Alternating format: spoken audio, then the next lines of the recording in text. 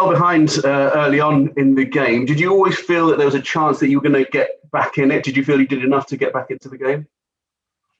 Yeah, I do have that feeling, but the reality is that when you play it against the best team in Europe, when the moment that you give them something, you're gonna make the game so difficult for you. And to start the way we did, considering the goal and the way we did it, you have to be exceptional the rest of the game, and you have to nail it in every single department.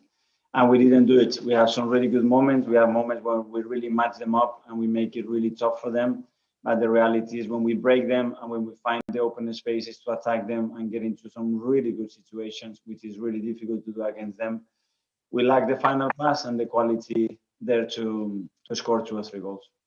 Do you take something from the fact that having gone behind so early, there could have been a danger that they become rampant and overrun you, but you stayed in the game and they weren't able to break you down again? That was my worry, because as well with the formation and the plays that they use today, is nothing worse than going behind so early, because it puts the game exactly where they want it, with time on the ball, creating overloads with the false 9 anywhere that they want on the pitch, and you become impatient and frustrated. And I thought that the team reacted really well to that, and we gave them a real game. But at the moment, they are the best team because they dominate every single department. And credit to them because they're an incredible team.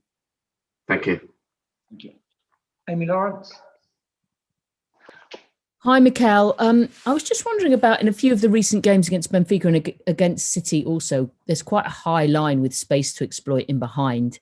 Do you feel like you're maximising that? And is that going to be key on Thursday? What can you do to get those balls forward quickly to get your players in behind? Well, I think we did it and we got into some great position. But after we have to finish the actions better than what we did today. We create some big openings against Benfica as well. And it's right. Put them as much in this situation and finish the goals, because against this type of opponents, you have to be so good when you have the chances, because you're not going to generate that many. Thank you. James Benge. Hi, Mikel. I think you're as vocal as I've ever heard you in an Arsenal game.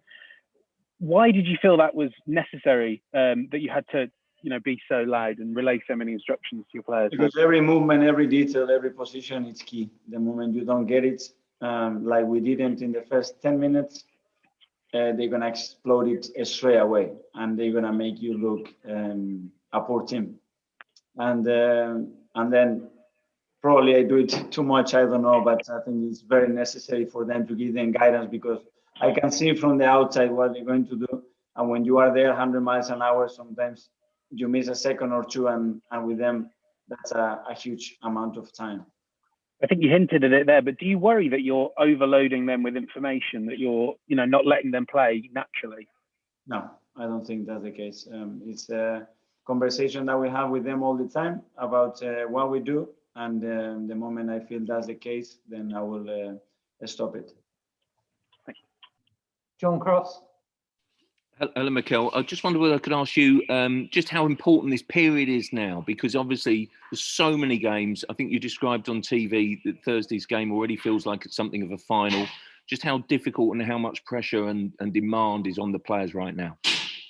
It's the schedule that we have. It's really demanding. We have no time to recover, very little time to prepare a game. For example, against City, we could not prepare the game on the field because we didn't have enough time, but we have to get used to it. And we have an extra day now for Thursday, then we have to go to Leicester. But the players are, how they train. They want to be as best as they can and prepare the best possible way for every single match, and these are what they're doing. Can I ask you about what happened with Rob Holding? Did you implore the concussion substitute? Is that how it works? And frankly, have you established yet whether he was concussed?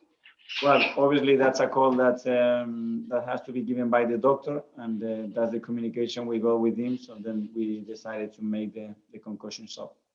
You think he was at the time? Yeah, that's what they told me. So if that's the case, obviously he will miss a few days, I think. Right. Okay. Thank you. Thanks. James Ollie. Hi, Mikel. Just following on from John's question, really. With the Thursday-Sunday turnaround again this week, just how are the players' fitness levels generally, and how difficult are you finding managing the squad through this period?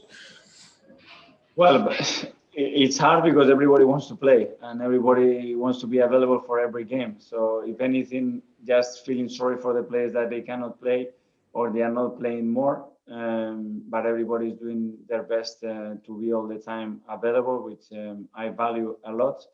But it's true that there are a lot of players with fatigue. They play so many minutes and we don't have enough players to replace them, unfortunately. Thank you. Nick Callow. Hi, Mikel. Like Pep, you made 5 changes to your starting lineup today. He said he's going to have to rotate when they play in Europe on Wednesday. Do you think you'll have to make another 5 changes to play against Benfica? I don't know if it will be 5, 4, or 7. We will have to see how they react from today's performance. And it was a really tough game physically for both because it was full gas from the beginning. And we'll see who is available and fit to be there. And obviously, we need a fresh team. We need legs as well because then the decision making and everything becomes better when they are fresh. So we will see who is available. And now that it's 11 defeats in the Premier League, does that make that Europa League even more important than it was before? It's always been really important, but obviously every defeat and now in the league puts us in a much more difficult position. So we have to take it game by game, and we need a run of games. I think we are having a big run of performances, but we lost 2-3 games now in different ways, and it's not what we want, obviously. Okay, cheers, thanks. Finally, Mark Irwin. Hi, Mikel. You probably gave City the toughest game in this 18-match winning run they've had. Pep was very complimentary about your efforts, but once again, you've lost the game and that gap isn't getting any closer to the top 6. Is that the big frustration, that you played so well and once again got nothing to show for it? Yes, but I have to be the one managing that mark because I cannot take us to the other side, which is play worse and expect more. I'm a big believer the better we play and the more we deserve in the game, we're going to get more points. But with this game, it's very tricky. Our job is to, as much as possible, propose games where we deserve to win. Whether you get that result or not, sometimes it's things that are difficult to control. But as you said, I think the team's merit more than what we have. I think you had 1 shot on target and 1 corner. Once again, you had a lot of possession, but didn't really make full use of it today. Yeah, for me, the biggest issue was when we find some big openings against them, which is really difficult to do with their organization. I think we did that many, many times today. The final pass and the final product wasn't good enough. So obviously you don't hit the target. But the attacking threat that you create is not only with the shot that you create, is a situation you are able to create, but that's what it leads to results. After, as you said, then you have to hit the target many more times in order to have a better chance to win the game. Thank you. Thanks all. Thank you.